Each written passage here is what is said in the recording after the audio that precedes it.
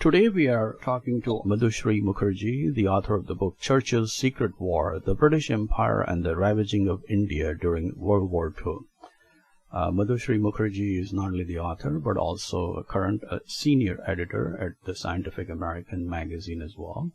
And we are delighted to have you with us, editor.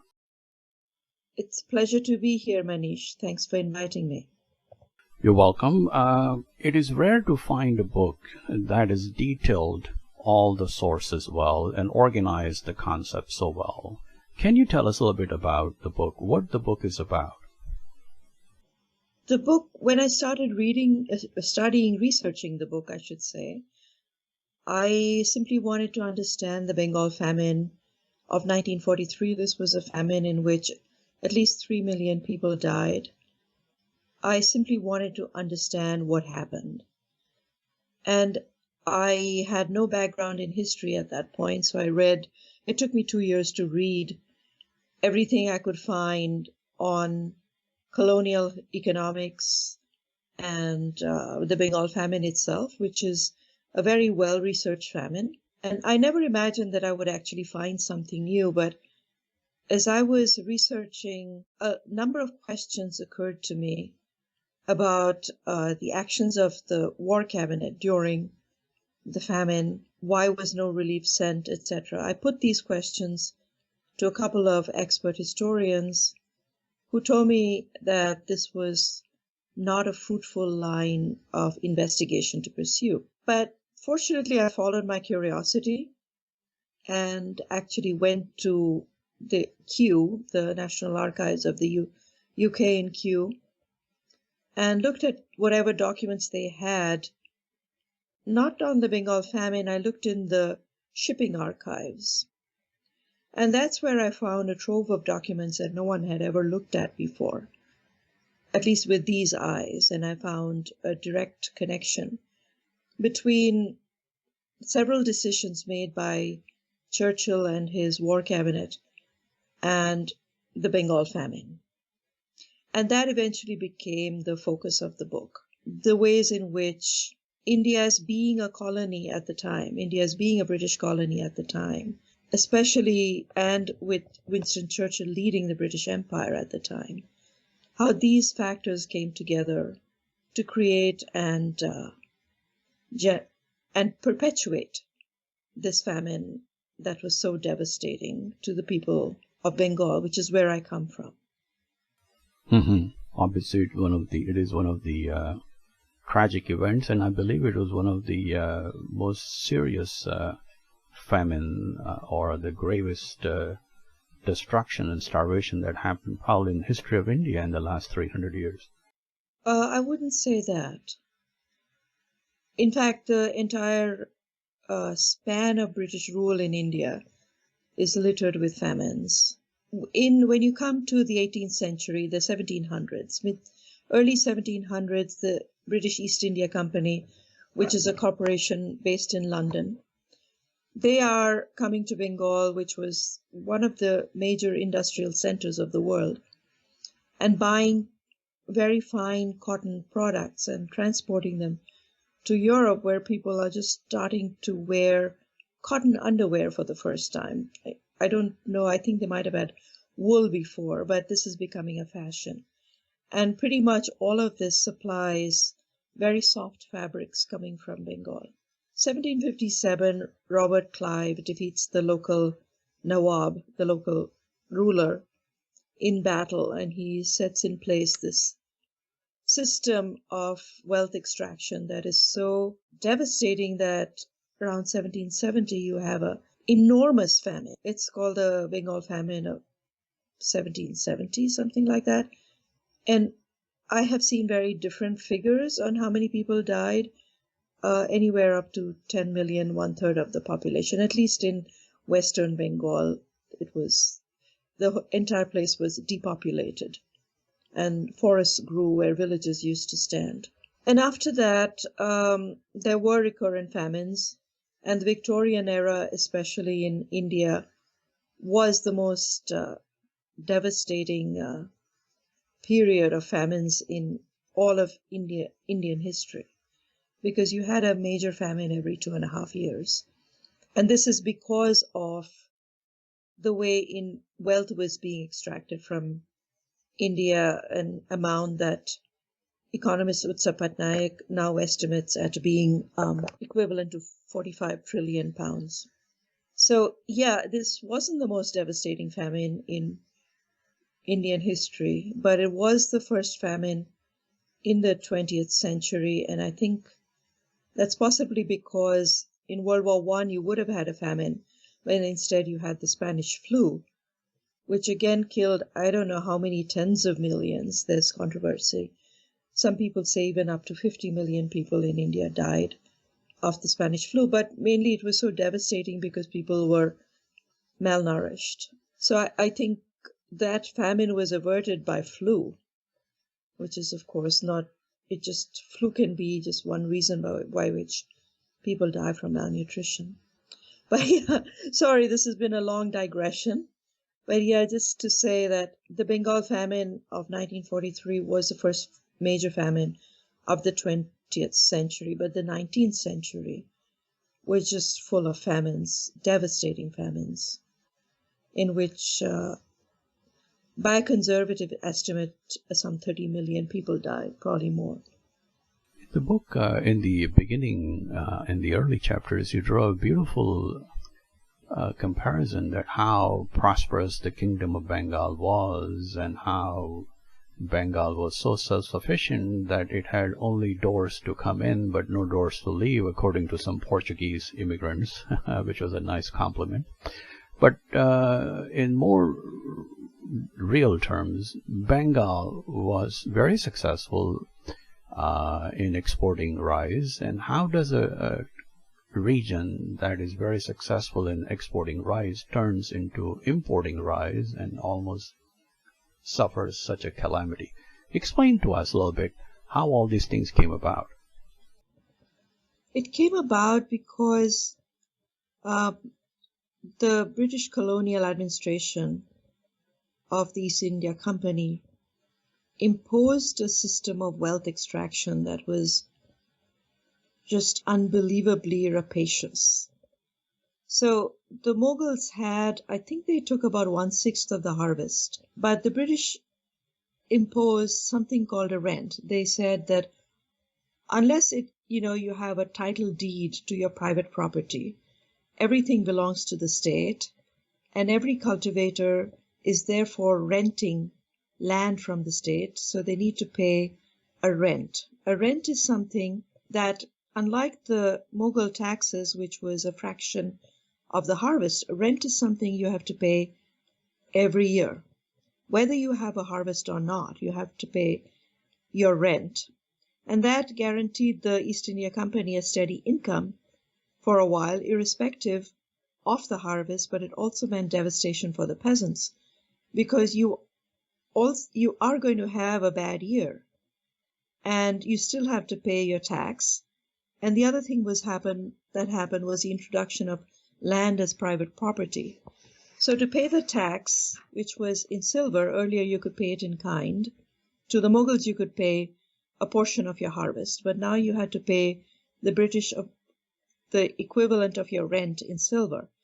So the farmers had to surrender large part of their crop to a moneylender to get the silver, to pay the tax. And if they couldn't, if one year the harvest failed, the moneylender would seize the land. So you start to get cultivators being thrown off the land and being turned into landless laborers in just all across India. But in Bengal, what happened in particular was that the rent collection, was a system put in somewhat later.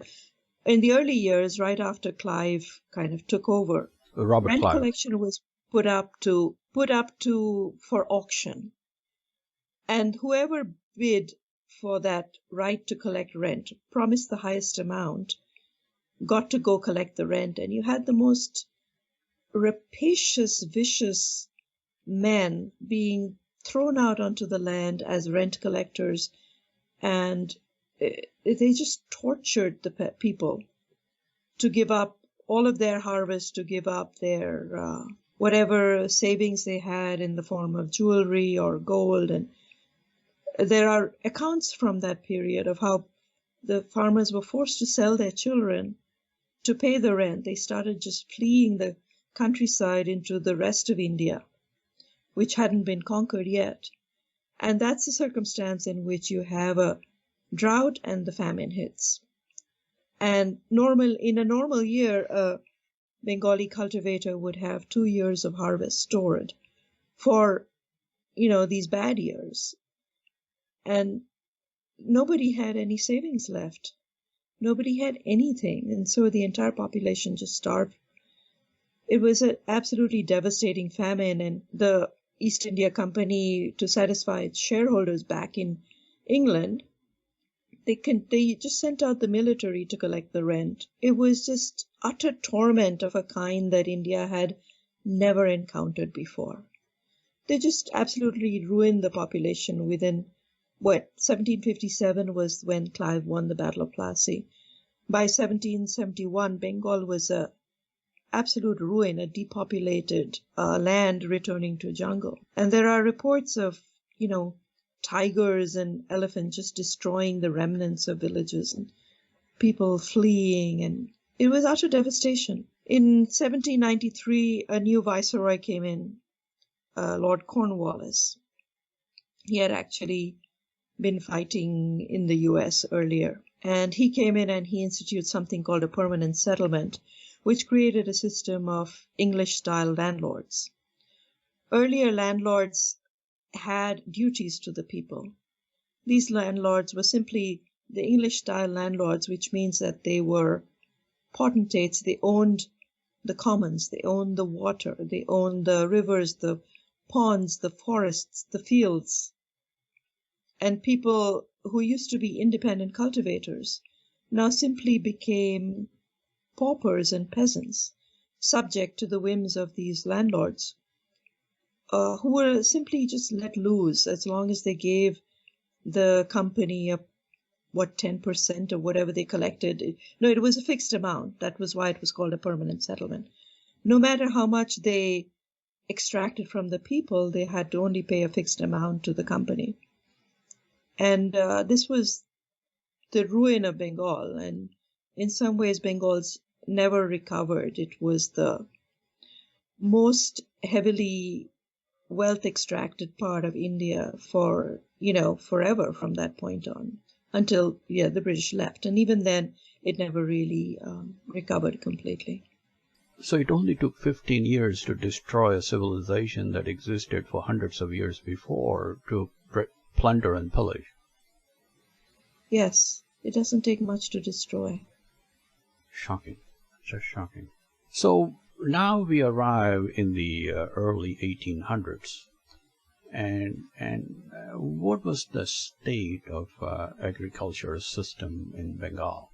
Were the soil conditions changing? Was the harvest changing? Were the new people coming in to do the harvest, or the three crops that exist throughout the year, they were still being done, but with the boom and bust and continuous periodic famines? Was that generally the perpetual cycle? One major thing that changed with the conquest of Bengal was that earlier the global system of economics was that silver would be taken out of the Americas and make a brief stop in Europe, but then it was all ending up in India and China, where it bought the cotton and the silks and the tea that Europe was acquiring a taste for at this time. But with the conquest of India, the East India Company no longer had to actually bring silver in. The system of taxation was, it just collected enough money that money itself could be spent to buy whatever the goods that were needed from Bengal to take it back. So you see, you have like a permanent system of extraction. You have the taxation, that same money is being used to buy the goods that the company is selling back. And then you have opium being grown so that it can be sold in China at gunpoint. You know about the opium wars. You have, with the abolition of slavery, you have laborers, indentured laborers from India being transported in massive numbers to the Caribbean and other islands so that they can slave on the plantations, the sugar plantations. So India becomes kind of the focus of the base on which the British Industrial Revolution grows up. First of all, the loot from Bengal provides the initial capital, a lot of the initial capital. There's, of course, a lot also coming in from slavery for these factories, these spinning wheels in Manchester, these to come in, to start up, and the British, at the same time, the British parliamentarians are exerting control over the East India Company to suppress the Bengal industries, cotton industries, all of India's industries. Textile industries. Textile industries, where, India was a major center. I think India was like a quarter of the world's economy, of the world's GDP was at that time Indian. That entire industry had to be destroyed so that the spinning mills of Manchester could run. So India was instead turned into a source of raw materials. And they went to England, where these textiles were manufactured and not only sold to Europe, they were sold back to India. A system of tariffs ensured that British-made cotton textiles would be cheaper in India than Indian cotton textiles. So this was the kind of amazing reversal of the global economy that the colonization of India made possible. And that system of tariff is something that most people don't understand very well, because it also plays a big role in the grain distribution and in the starvation and the famine. That internally there was a higher taxation. So if Bengal wanted to sell something to Bombay, there would be higher taxation, but if the British wanted to sell something from England to Bombay or Bengal, there would be lower taxation. So the internal taxation was designed to promote the importation from Britain. I mean, just to give you an example of how devastating this extraction was, you had shiploads full of goods initially going from India, and then, of course, food was being extracted from India, agricultural products of all kinds. So India was reduced from a manufacturing country to a source of raw materials. So you would have these shiploads going to England, and they would be sent back with salt to sell in Bengal, for example. India has a massive coastline. People were manufacturing their own salt, but it became illegal for people to manufacture salt, so that salt could be brought over on those empty ships to Bengal and India and sold. You had this entire economy of salt, and that's why when Gandhi leads his famous Salt March, what is his act of rebellion? Is to pick up a grain of salt from the seashore and to put it in his mouth. That was illegal. And it just gives you a sense of how unbelievably, callous? I don't even think that's a word when you pauperize a nation of, at that time, it was something like 400 million, to make a few merchants in England wealthy. And yes, eventually that wealth was somewhat shared. All of the development works, the health advances in the United Kingdom that came with, like, plumbing of cities and so on, that wealth entirely came from the colonies and from slavery. These are the mechanisms by which the wealth of the West was built up, and these rich British banks, which are just gorged with loot from the colonies and India especially, they start lending to Germany, to the US, and help them build their industries. So that's how the West became wealthy, through this exploitation of all of these countries that we now describe as a global South. The distress gold, as you bring it up in the book, was a method in which the extraction happened from the rural India, where the peasants were forced to sell the land and thereby permanently liquidate themselves, and that led to slowly but surely destruction of the new crop as well. Well, you have that especially during the Great Depression, so you have India all of the peasants are under now a system of moneylenders. So I should also say that people like me who are Brahmin, of a Brahmin caste, all have some connections to the landowners and the moneylenders. Our group benefited from British rule, and we helped the British administer the provinces. And we didn't go out and cultivate, but we were part of the system of wealth extraction from the cultivators. So what happened during the Great Depression was that all of the moneylenders called in their loans, and the peasants had to sell their gold and their land. That gold ended up with the Bank of England, shoring up the Bank of England. Now, in the U.S., Roosevelt, I believe it was, he stopped the export of gold from the U.S. and he collected that gold and he used it to sort of shore up the economy with the public works. All of that gold, that distressed gold, left in India during the Great Depression. This is the 1930s. So by the time the World War II hits, Bengal's already has no savings. That gold is all gone. It's already in very, very dire straits. And it's become, by this time also, it's become a food importer, because I think up until the end of the 19th century, India would have been self-sufficient in food if it had been allowed to keep the food. But after that, the population's increased enough that India imports I think India is importing something like 1 to 2 million tons of grain every year from Thailand and Burma, and it's continuing to export rice, but of finer quantities. So yeah, the economy is already set up to collapse by the time World War II hits. Explain to us as what was going on in England before the onset of the World War II, or Churchill preparing for the war, and how were the war finances arranged between during the Churchill's leadership between Britain and India, because the repressive regime of Britain was always focused on making sure that everything in India that operates and runs supports the war aims and war objectives. Well, I should say that the financial agreement, so by this time you have had these huge civil disobedience movements led by Gandhi.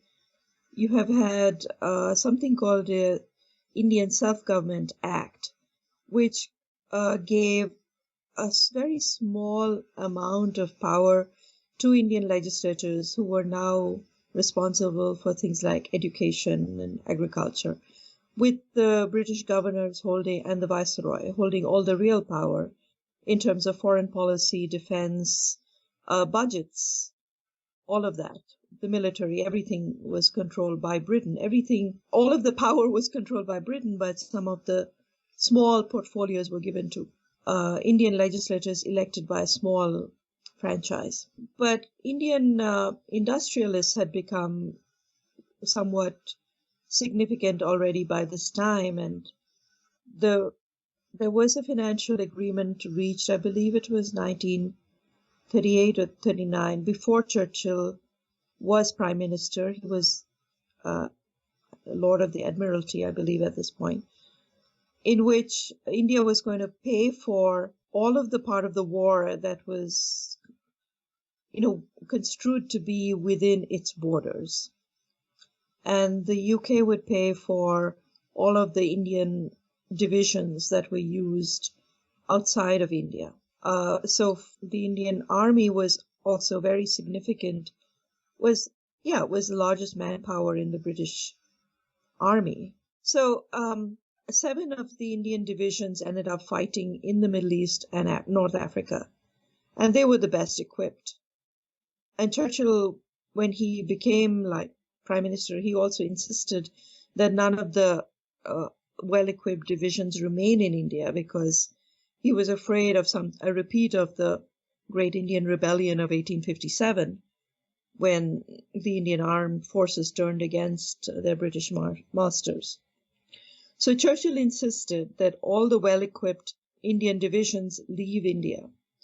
But at the same time, rookie British soldiers were being sent to India for training. India was the place where they were all trained. Anyway, the financial agreement was that the United Kingdom would pay for all of these divisions that were fighting outside of India, but India would pay for everything else.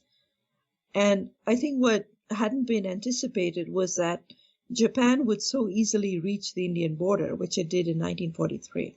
And India became basically a frontier, a line where the war was going to be fought, and 2 million soldiers ended up in India, which India had to feed. In the interim period, while the war was being fought, the agreement was that the UK would not pay for anything. India would pay for everything. And India didn't have the money, so they just printed paper money. The money supply went up something like 7 times. You have this runaway inflation and just sucking up everything into the industrial centers. India became a major source of manufacturing, produced something like 2 billion. I think its contribution towards the war was 2 billion pounds worth of goods and services, of which England was later going to pay back 1 billion. That's how it ended up in the end. 1.25 billion, yes, of that time. But what was fascinating in this scenario that you explained of what happened, that there was a group of people that were trained and armed as a mercenary army, a British Indian army, and those mercenaries were stationed in the Middle East and Iraq to defend the Arabia and also defend the supplies, primarily the fuel supplies, to the war designs of Churchill in Europe. And also carry out the Operation Torch, which was to go out and invade the colonies, French colonies in northern Africa. And those have to be paid, but to pay for it, Britain extracted the grains from India and used the very little money to pay for it, but used almost all the grain to support the army and also support the food security of Britain. Explain to us that how Britain did the kind of management of making sure there were minimal levels of supplies were available during the wartime in Britain, when even the bread rationing was a huge catastrophe, but having millions of people through starvation and dying in India was acceptable.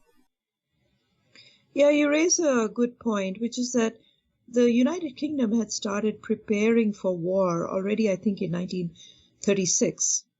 Laid out a plan for the stockpiles that were necessary, the rationing that was necessary, because United Kingdom was so heavily dependent on imported foods. And even before war broke out, ration coupons had been issued. So the UK had been preparing for war for several years before it started. It was always clear that India was going to be a major theater of war, but absolutely no preparations were made. In contrast, India was expected, and this was also true of all of the colonies, they were all sources of extraction, of food, of supplies for the war. So India was, even railway tracks in India were ripped up and relayed in the Middle East for the war effort. And wheat was being exported for the soldiers in the Middle East. At the same time, after, once the Japanese arrive at the Indian border, that's early March 1942, you have soldiers starting to arrive from all of the Allied forces. You have soldiers from the US, you have soldiers from Australia, you have soldiers from Africa. They're all in India, and they need to be fed, and they're being fed on Indian grain. And the viceroy starts pleading with the war cabinet for wheat shipments to feed the army. The viceroy was Linlithgow at the time. So In 1942, you have the Japanese arriving at the border. Bengal continues to export rice, even though all of the rice imports that it normally depends on have been cut off. I think in the fiscal year 1942-1943, Bengal exported 260,000 tons of rice for the war effort elsewhere. So even though the Japanese are at the border, the extraction doesn't stop. There's absolutely no provision made for the people. And on top of that, because India is so completely undefended, it has not a single bomber plane, it has not a single fighter, not a single tank, not a single armored car. And if the Japanese want to walk in, they can. And to protect the British Empire, basically, scorched earth orders go out from the War Cabinet, so that the military and the police in Bengal, they go around to all of coastal Bengal, they destroy all rice supplies, and they destroy the boats so that the Japanese will have no means to enter. This just simply starts happening in early 1942. So by August of 1942, you have several people warning of famine for different causes. You have one Bengali politician, Fazlul Haq, saying, we're going to have a famine because all of our rice has either been destroyed or exported. You have an emissary from the Viceroy going to the War Cabinet in London and saying, we're going to have a famine because of inflation alone. You know, there's everything, people are anticipating a famine, so anyone with money is buying up whatever rice they can get, and they're storing it because they don't know how long the famine would last. And this was 7 months before the famine set in. Yeah, and you already have like hunger deaths and hunger marches, but full-fledged famine probably begins in Bengal sometime in late 1942. After this, you have a massive cyclone.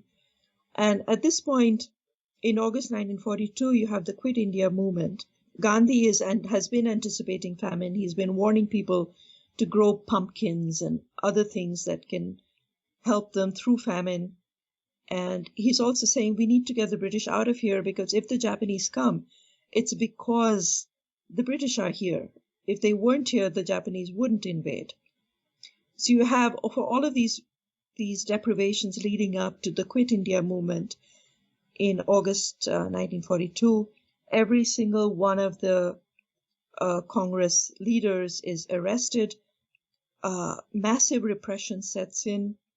90,000 people end up being arrested. At least 10,000 die when these unarmed crowds start protesting, and they're shot at. They even they're strafed from aircraft.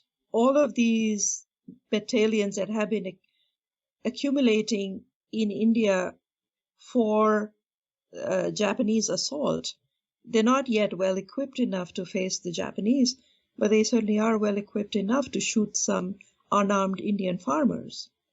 So you have this massive repression set in, and when there's a cyclone in Bengal in October, I believe the date was 16th or 17th of 1942, there is no relief sent. There is no notification in the newspapers in Calcutta that there has been this devastation.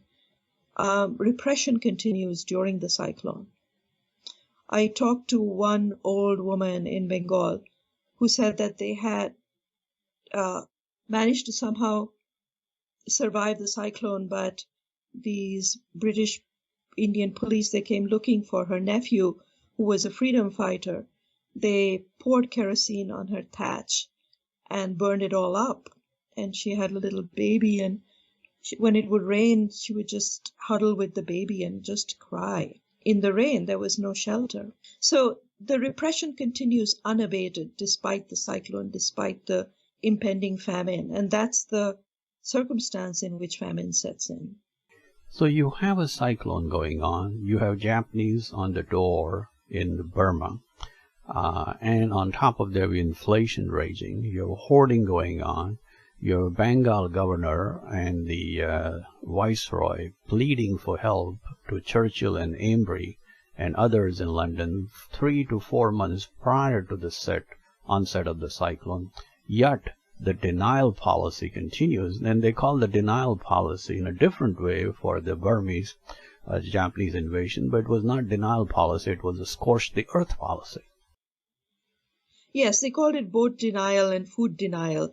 The denial being denying food to the Japanese and transport to the Japanese. But it was, in fact, a scorched earth policy. If the war cabinet had its way, it would have been all of India. But because Linlithgow and Wavell said that, this is going to be devastating, there'll be like millions of people, we'll have no way to feed them. And Wavell was especially concerned because, he was a military commander in India at that time during the scorched earth policy, and he could see what was happening for himself. In fact, he was responsible for instituting the military part of the scorched earth policy, blowing up docks and stuff like that. He didn't want to, but he did. And the Bengal governor was responsible for the rest of it, the food and the boat denial. And the viceroy had sent a representative to do that. Pinnell. Pinnell. Obviously, the people in England and London always complain that, well, if Bengal was a problem, so what? India is a big country. They could ship grains and other rice from other parts of the country into Bengal and solve the problem. So what's the problem? Well, there is this telegram from Churchill saying that, I'm glad to hear that a strict line is being taken with requests from the Viceroy for food imports. India should learn to tighten its belt like we have done. And that's where you get the huge contrast with what was happening in the United Kingdom, which is where rationing was so successful that for the first time the British population was actually being fed better than it had ever been before. Life expectancies in the United Kingdom went up during World War II. This is something people don't really realize, because for the first time the poor had access to meats, milk and things that used to be luxuries for them. Along with the price controls. Along with price controls and ration coupons and everything. And this whole system was very efficient, and it was enormous amounts of food were being imported from Canada, mainly from the US. In fact, during 1943, you did have a lot of the ships, German U-boats, attacking British shipping in the Atlantic. And that was one reason why Churchill, acting on the advice of his advisor, Cherwell, who is a character unto himself. Professor. Professor. Yeah, the professor. He removes the shipping from the Indian Ocean area and brings it over to the Atlantic to boost the United Kingdom's supplies. So from the United States. From the United States, and also to some smaller extent from South America and Canada. Canada was a big source. Argentina for meat. Right, yeah. Yeah, and by the end of 1943, the United Kingdom stockpile is, 18.5 million tons? This is just the supply of raw materials, food and raw materials. It was the highest stockpile that the United Kingdom would ever have. It was far more than was needed, and the reason for the stockpile was that the UK was hoarding food to sell at elevated prices to Europe after the war, because Europe would be rescued, but it was devastated. It would need food, and the United Kingdom's financial position during the war had become very weak. It had borrowed money from the US.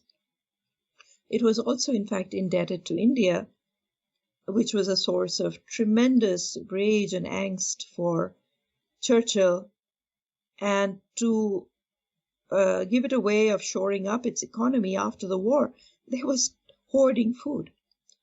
And that was why even after famine broke out in India, Australian grain was being shipped past India. I believe the ships were refueling in Mumbai, and they were ending up storing the grain, this time in Aden, to feed Europe after its liberation.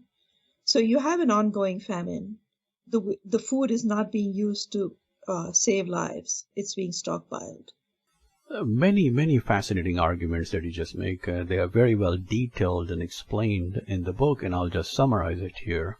What is fascinating is the greatest hoarder of food was Churchill and England, but he was complaining that the Indians are hoarding the food, and all you have to do is just go and shoot them, and all these supply will come to the market, which was none. At the same time, the whole system was designed to extract all kinds of grain and rice from India, just to stockpile for Greece and Italy, so that in the event after the Italian war is over, British can sell the food at a higher price to Italians and Greeks.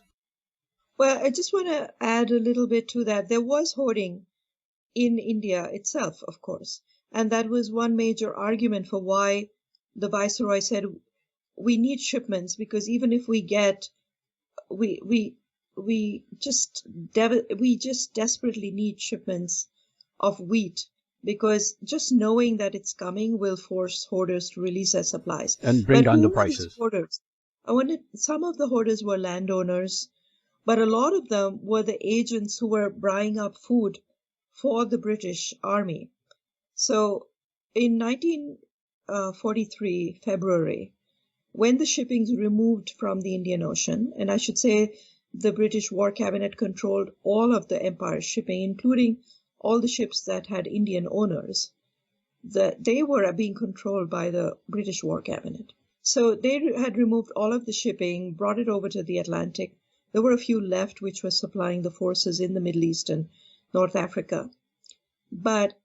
And there was absolutely no way to bring grain to Bengal at this point. The governor and his advisors, the governor of Bengal, panicked, and they instructed their agents, because they were going to run out of food for the army. They instructed their agents to go to any place and buy at any price. And this is a direct quote from archive from something called the Nanavati Papers.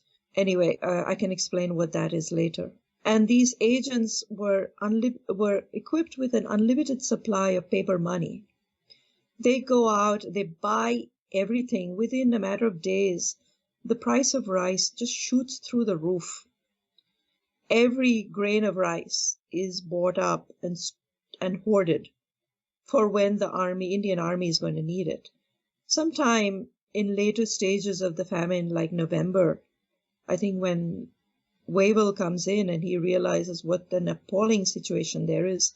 This whole time, Linlithgow has never visited Bengal. And Wavell comes in and he just sees the devastation and the morale of the forces that are stationed in Bengal, which is on the border with Japan at this point. Bangladesh is also Bengal at this point. There are millions of soldiers who are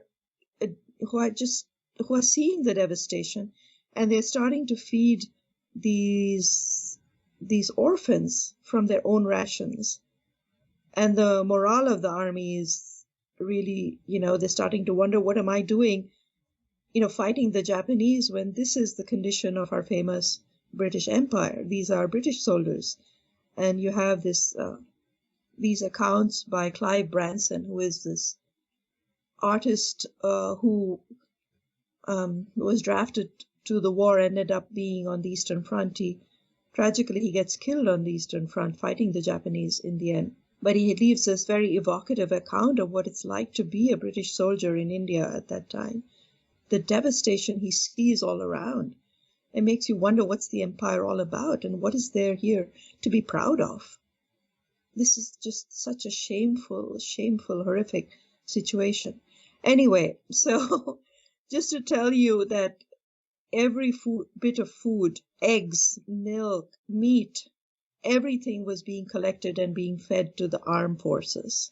And the people were being left to starve. That was policy. In fact, there is also another story related to that between Britain and the United States. Churchill had a two-phase situation. He had one set of accounts, as devised by the professor, for determining how many supplies or minimum supplies we need to protect the British people and the hoarding for the distribution later in Europe.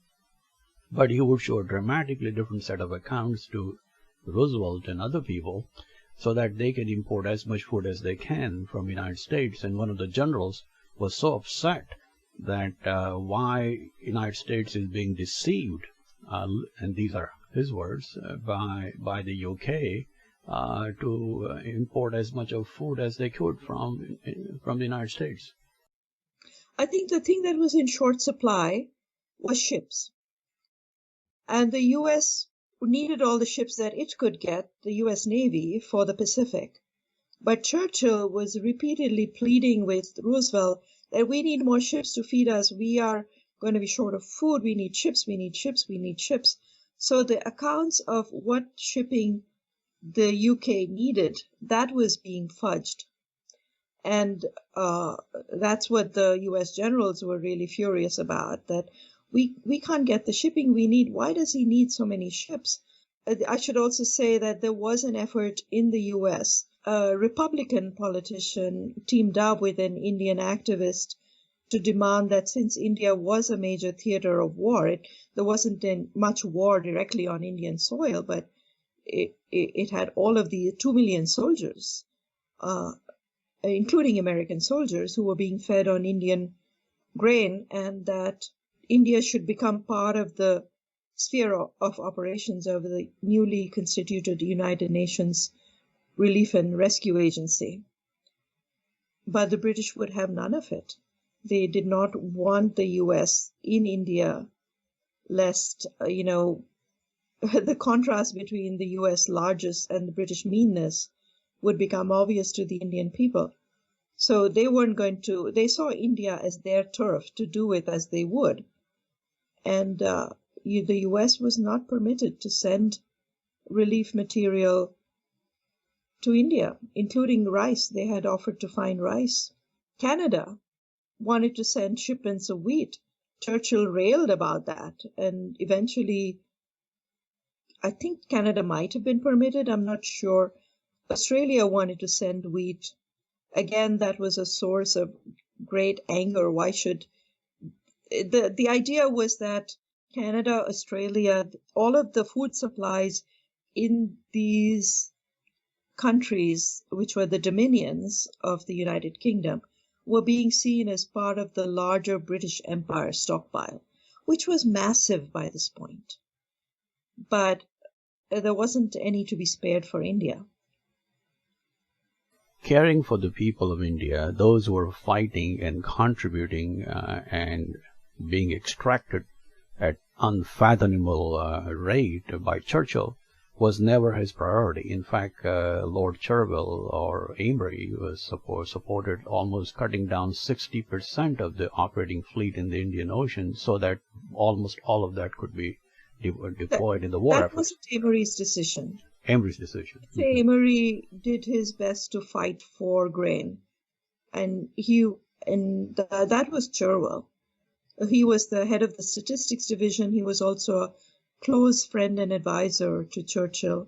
He was a eugenicist, a vicious, vicious man, far more racist than Churchill himself, he was kind of Churchill's attack dog.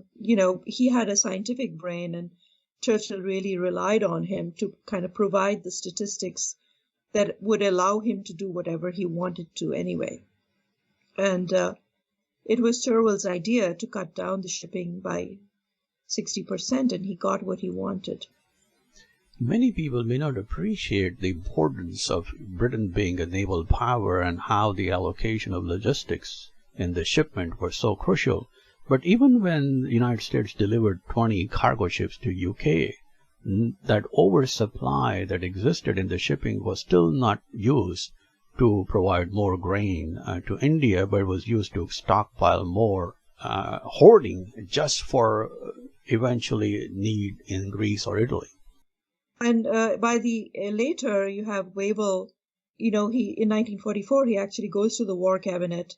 He still needs grain for India. Bengal famine is more or less over because Bengal has harvested its own rice crop.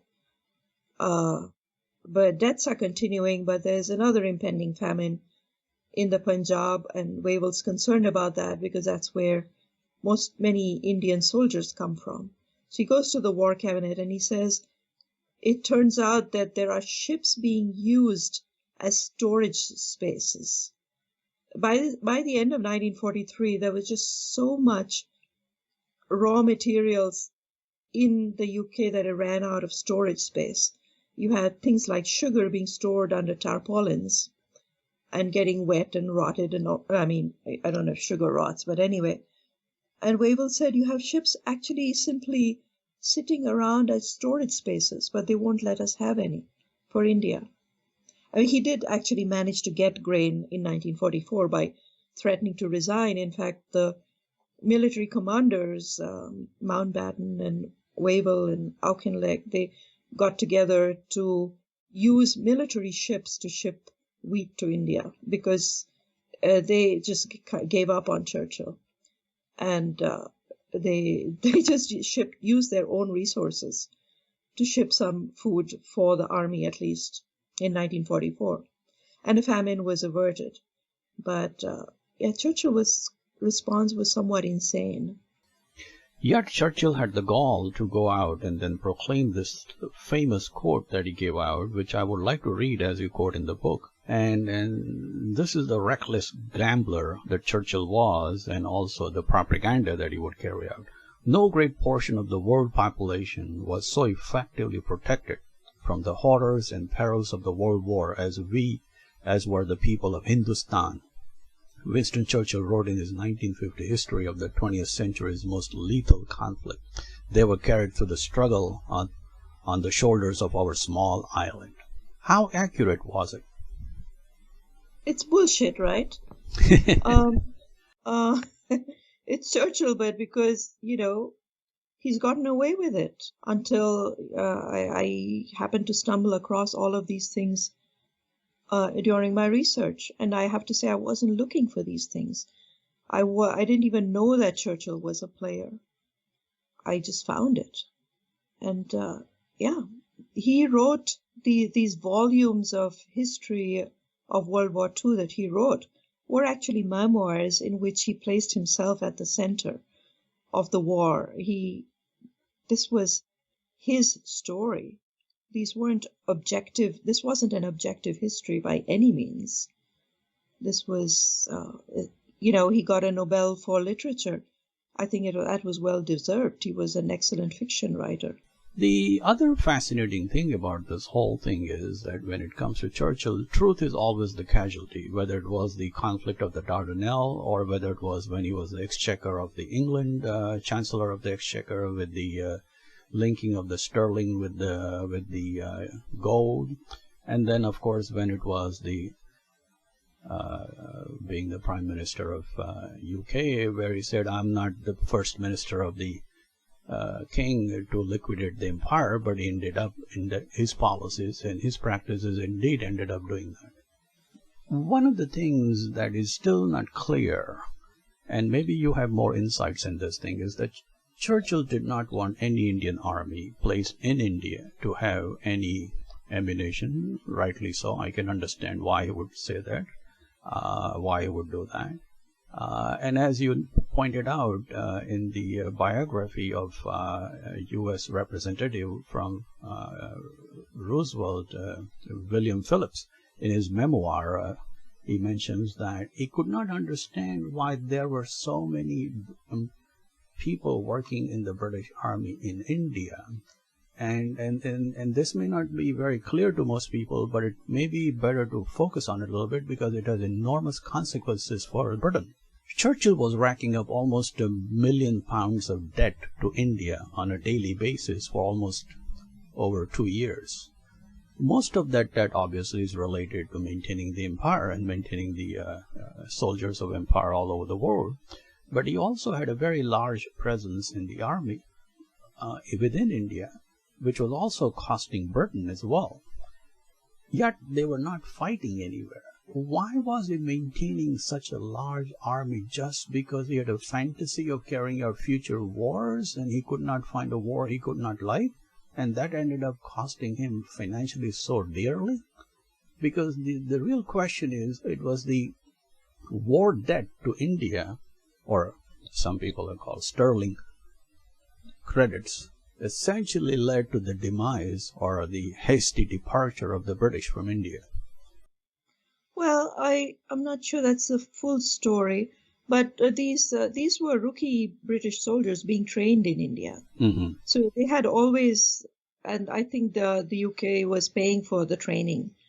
In India, there were also Italian prisoners of war who had been sent to India, and they were actually much better fed than the Indians. They were treated as white men.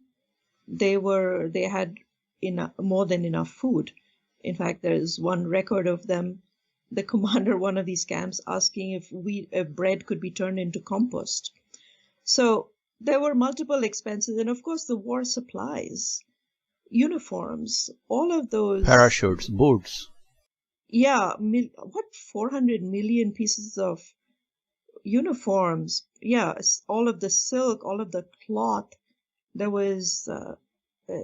are reports of women actually hiding in their homes because their rags wouldn't cover their bodies. They could only come out at night to bathe and cook and everything like ghosts.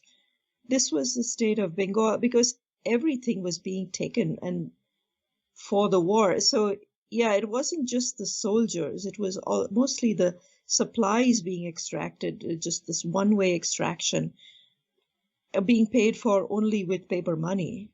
That was and of course the soldiers coming in being trained to fight the Japanese, and eventually after Hitler was defeated, some of those same divisions came over and were retrained for jungle warfare. So all of that is added up to a lot of money. Many people may not even know that U.S. had set up a big air base in Karachi at that time, and also they had presence in Assam to train Chinese soldiers so that Chiang Kai-shek can fight the Japanese. So it was Indians and British who were training Chinese soldiers to fight Japanese. Yeah. And just think about that in the Right. context of today. Yeah, I should say Chiang Kai-shek was very sympathetic to the Indians and tried to raise the issue. Roosevelt himself tried to raise the issue, but it was quite clear that Churchill was completely insane when it came to India. And he gave Hopkins, I think one night, he just like kind of railed at Hopkins because of something, I forget what. And Roosevelt thought, we better get through the war without, and he would have to ignore India. What was his mindset? Why was he living in the previous century or 2 centuries prior to that? What was his attachment to India? Was it because of its white supremacy? Was it because of the martial race? Or was it that because he thought that we are the dominant race and we have a natural God-given right to dominate and plunder? Is that what was driving him? It was all of that. He was born 1878 something, around 1897. His father used to be the Secretary of State for India. Randolph Churchill. Yeah, Randolph Churchill, and he had conquered part of Burma in that capacity. And he had sort of enjoined the people of Britain to take good care of this, basically the jewel in the crown, because without India, the UK was nothing. And Churchill actually believed that if India couldn't be held, the United Kingdom would cease to be a great power. which was true. And that was something he could not abide. His entire training, his entire self-education. He had been trained as a soldier, and he was more or less self-educated by reading Macaulay and I think to some extent Darwin. He had an idea of social Darwinism in which there's a pyramid in which the white man is on top and these brown multitudes are at the bottom. They're a prey species. And that was the source of his anger towards Indians, especially at this time, because he could increasingly see that India couldn't be held after the war. Too much damage had been done, largely by him. If it's possible that if there had been a different prime minister, that person would have been a little more aware of the need to feed India during famine, for example. But simply because Churchill tried to grasp this possession so hard, he broke it, he lost it. And he could see that coming, and that was why he was so full of rage at Indians, especially at this time. Simply the idea that Indians would be creditors, an inversion of the natural order, a slave shouldn't be like, the master shouldn't be owing money to the slave. It's supposed to be the other way around. Two things I want to clear. So there is a misconception among few people, which is not based in any fact, that Churchill did send 200,000 tons from Australia to India, which never arrived, but actually about 60,000 tons did arrive almost 7 months later after the famine. And half of that... Wait, I do think there was some wheat. There were 130,000 tons of barley. From Iraq. Sent from the Middle East, which wasn't actually directly fed to famine. I don't know who ate it. It probably went directly to the army. And there was a certain amount of wheat. I forget what, 50, you might be right, it's 50 or 60,000 tons of wheat sent by I think it arrived probably November, December, something like that. And this is a time when Bengal starts harvesting its own crop, rice crop, and that's really what ends the famine. And then the moment the famine's ended, this is what just continues to be bizarre, is Churchill and Cherwell start demanding again that Bengal start exporting rice. It is just, it's hard to see any other word than insanity to describe this kind of behavior. Yeah. And their argument is, well, what was the problem? There never was a problem because Bengal had a record harvest, and it was a record harvest in 1943 after the famine. Right, but you still have a very, very fragile economy. And a very terrible distribution system, which was at the heart of the famine. At this point, if you start confiscating that grain, you're going to have the whole thing happen again. People are going to panic, and you're going to create another famine. So whether it was rice or wheat in Punjab or rice in Bengal, it was never meant for the Punjab or Punjabis or for Bengalis. It was always meant first for the war effort in military consumption, and then for the British population. And then if there is anything left, it will be for the priority class, as it was called in the British administration, and then it will be left for the masses. Well, the Wavell did, and I think all of the military commanders were in agreement, believe that Punjab had to be fed because those were the homes of the soldiers. And they were afraid of mutinies and desertions if the soldiers find that their families are reporting starvation. So there was a strategic reason why Punjab had to be fed, but Bengal didn't have to be fed. But the people were basically, to use Hitler's words, useless eaters. And Churchill actually said that we should just feed those essential to the war effort and leave the rest to starve. While Britain would complain even if there's a bread rationing in Britain. Right. Yeah, exactly. Well, not even, and even the quality of the bread, it had to be white bread. And which means you waste a large fraction of the wheat. And it was only much later that the transition to brown whole wheat bread Or multigrain was bread. made. Multigrain bread was made. At because 85% extraction, right? Yeah, I know. It's like for the British people, even eating brown bread was considered an unwarranted imposition. But it was okay if millions of people starved in Bengal, and people don't realize that the famine extended all the way from Bengal to Madras to Cochin. Yes, exactly. And after the famine, the starvation, the disease sets in, and that also kills more people as well. Yeah, and there's really no good accounting for how many people died. The other fascinating thing is in this whole thing is that the role that was played behind the scenes by the American, but was largely ineffective. I mean, they tried to nudge Churchill, they tried to make him some changes, but of course Churchill would never agree on it because he thought it was his call and it was his turf, and Americans should stay away from it, which hurt Americans at the time of partitions, because after that Nehru and Gandhi and people believed that Americans were fighting the British war just to extract more from us. Oh, I don't know if they believe that. Because, Roosevelt had sent an emissary to sort of make a deal with Nehru and the Congress Party. And it was when he had actually succeeded in making a deal. That was the Cripps agreement, right? And then the War Cabinet just nixed it, and Cripps had to withdraw it. And that emissary went back to Roosevelt and reported that everything had been sabotaged by the British.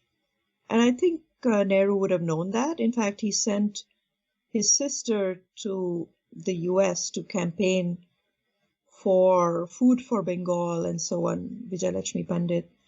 She was actually taken on a US military plane secretly to the US, where she ended up kind of campaigning on behalf of India to no avail. But I think Roosevelt had a good measure of what Churchill was. And what is also not clear is that 1.25 billion pounds of war debt that Churchill accumulated with India, and India was the second largest creditor to Britain after the United States. Has it ever been paid? Because if it has not been paid, in today's amount, it would be over 80 billion pounds. I believe it was paid. And part of that was because, well, the U.S. was involved. Of course, after Roosevelt died, things really changed in the U.S. You had the new, the people who succeeded Roosevelt Truman were not sympathetic to India. They were much more sympathetic to the empire. And everything changed. But I do believe it was paid. Whether it was paid in full or not, I don't know. I haven't followed these things. I believe, again, the economist Utsa Patnaik might have looked at these.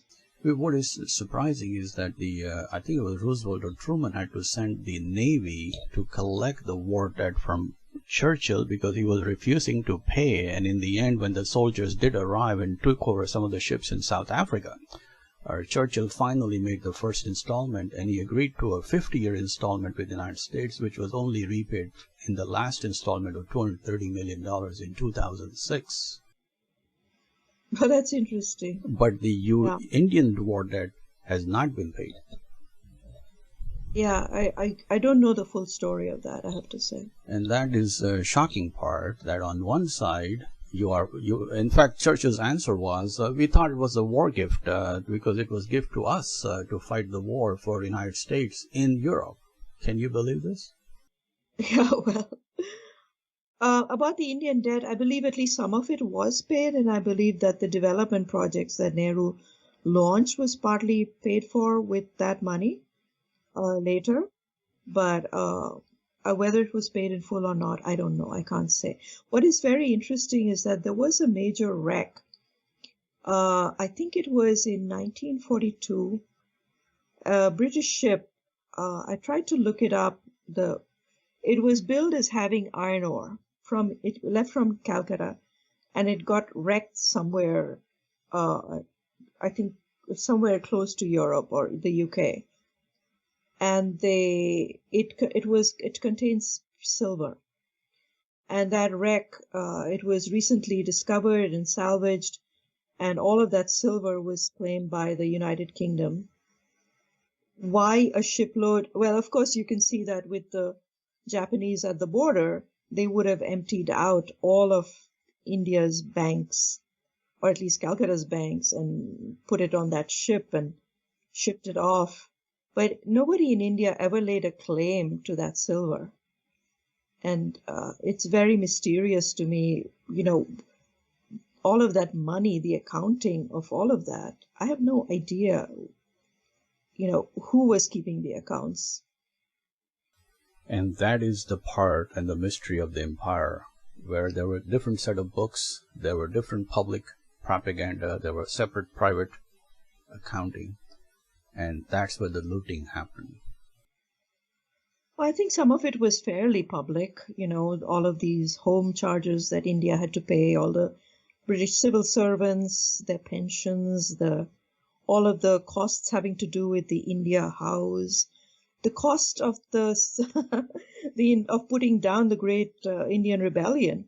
So the East India Company, when the rebellion broke out in 1857, it asked the United Kingdom for help, and they sent 50,000 soldiers. The cost of that was placed on India's bill. I believe 50 million pounds in those terms, 50 million pounds at that time. I forget the exact amount. These were the ways in which the books were cooked, so that over the span of 200 years, the UK extracted 45 trillion pounds from India, according to the calculation by Patnaik, who I think is a very reliable economist. And that's also kind of the story of pauperization of, I think, the entire, what we call the third world, not just India. Africa has been looted. And all of this loot came in to the colonial powers, who are also the rich industrial powers. The entire system of extraction was set up in that time, and I believe in a modified form, it's still working that same way. Exactly. That is the point, that not much has changed even after 80 years. Well, I would say nominally these countries, India has independence, but economically none of them are free. They don't control their economic policy. It's all, India's debt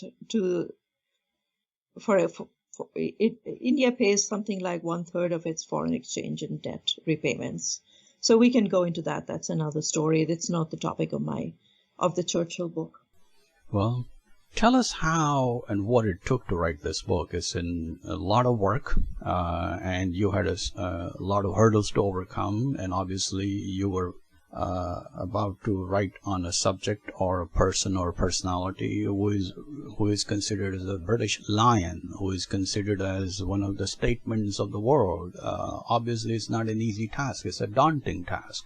How did you overcome this, and where the book research took you, and how long it took all this to put together? I would say the research took something like 7-8 years. And as I said, I wanted to understand the famine. And I started reading about Indian colonial history and the Bengal famine.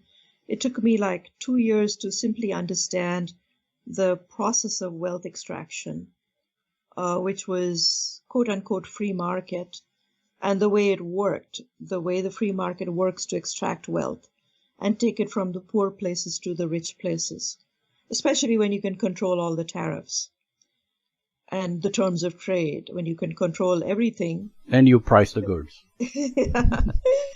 Yeah, I know, the free it's just kind of a meaningless It may term. be free, but anyway, but it was certainly not a fair a market. few years to understand how that works. And then I had all of these questions. I tried to ask experts. Some answered, some didn't. The few who did were dismissive. But I should say at that point, I was a housewife. I was supported by my husband. I had a lot of time. I ended up going to the UK because at some point I thought, I really, there is a book on the American response to the Bengal famine called by Venkata Ramani. And when I read that book, which is very interesting, I saw a quote which was very intriguing to me. And the quote was, "The burden of paying for victory shifted from place to place to ease the weight, finally came to rest in the Indian Ocean area." I wanted to understand what that meant, and I traced that quote. That quote came from an official history of British merchant shipping by Behrens, and this historian had access to all of the secret archives in the UK, but this volume hinted at a lot of things and did not go into any of them in a lot of detail. And it had no references at all. So I thought, I really want to go look at the shipping archives. I also had become very curious about Churchill's advisor, Cherwell. Because I was a physicist at one time, Cherwell was a physicist.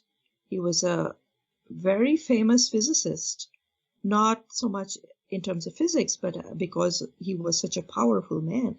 And I had never heard of him. And I was thinking, how come I never heard of this man? So I started reading up everything I could about Cherwell, and I realized that he had a very, very powerful influence on Churchill's, not only when it came to the Bengal famine, but also major decisions such as the firebombing of Germany.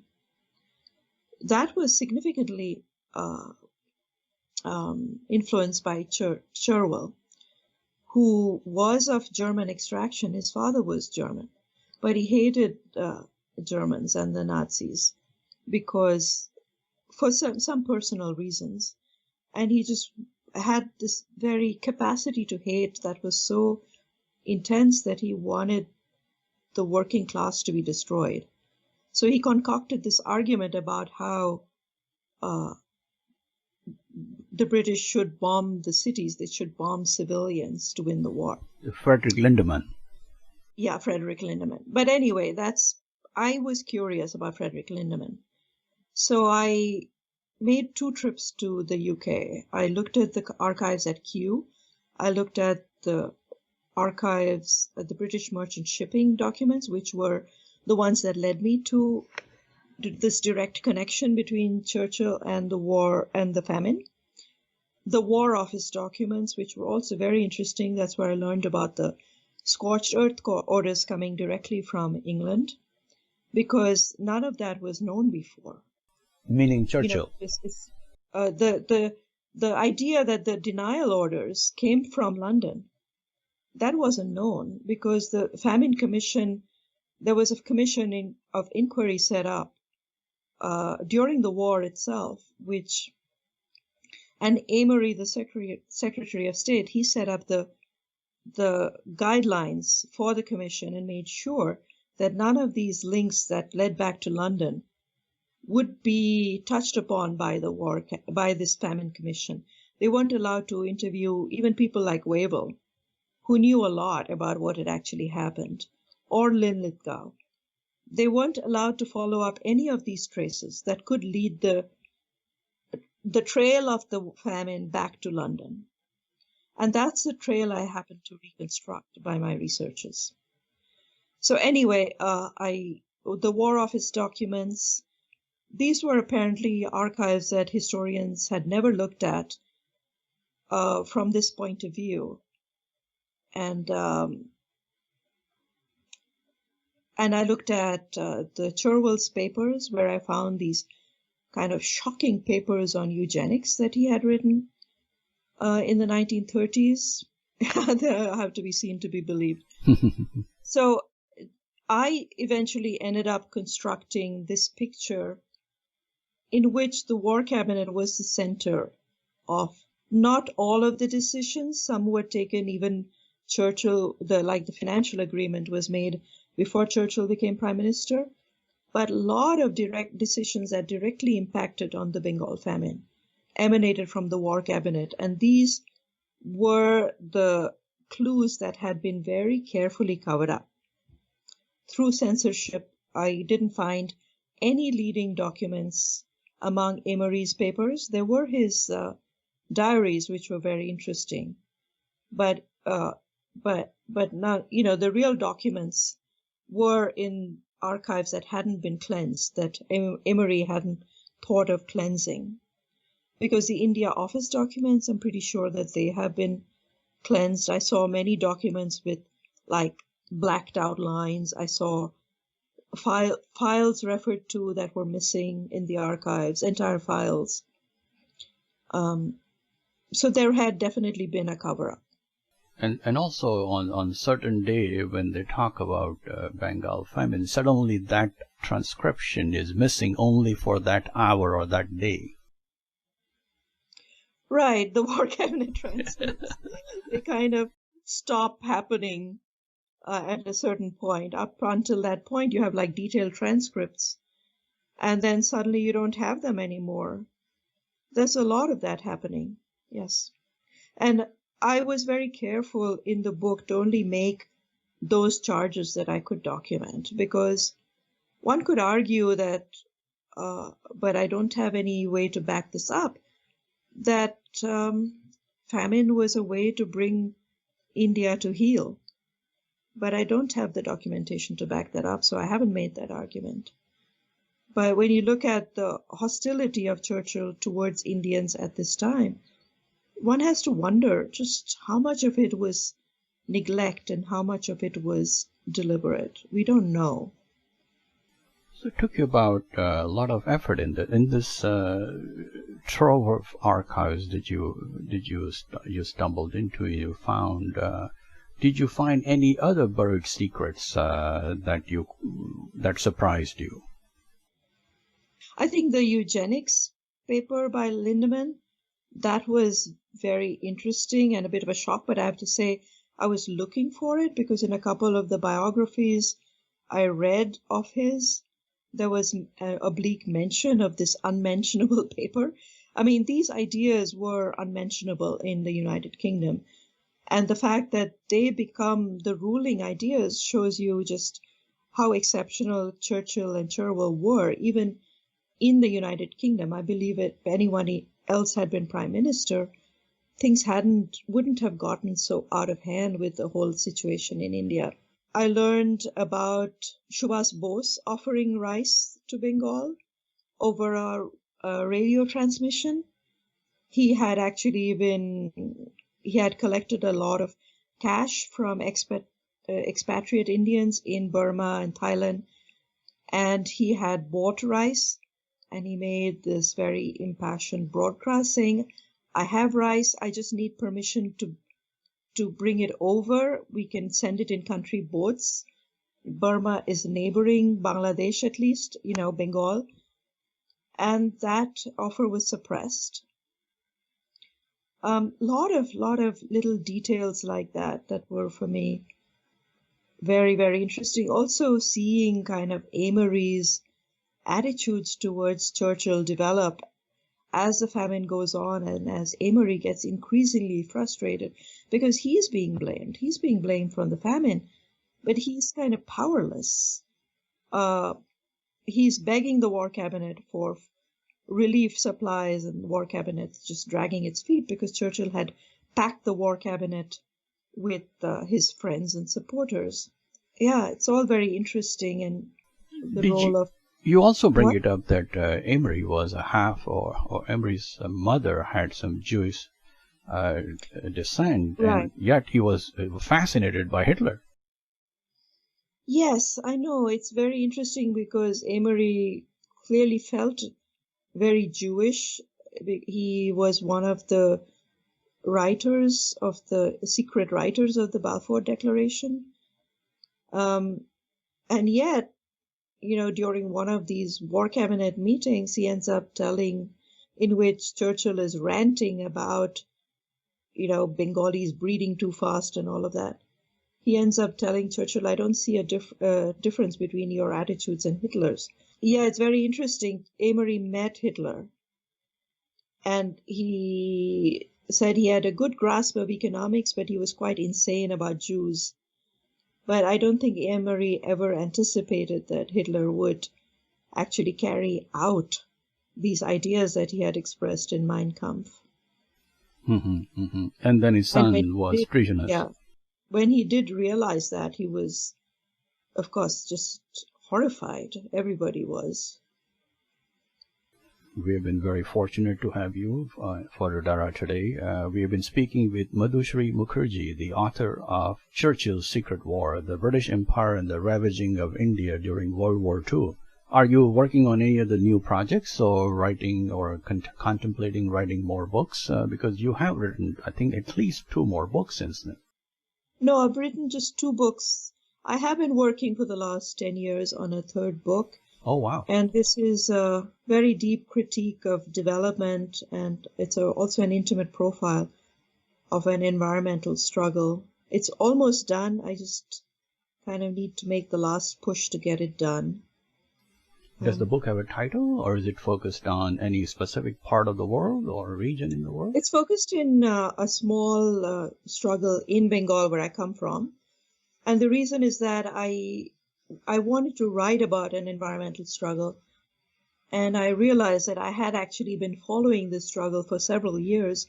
And although it was very minor, really, in the larger scheme of struggles, it's not like, like the Standing Rock or whatever. I knew the characters very intimately, and I could provide a very close profile of how a struggle rises and falls, and what people are thinking when they are participating in it, what makes it work, what makes it fail, what are the forces that make people so desperate that they have to rise up to protect their environment, what is development, and what are the forces driving development? Is it necessarily something that benefits the people or nature?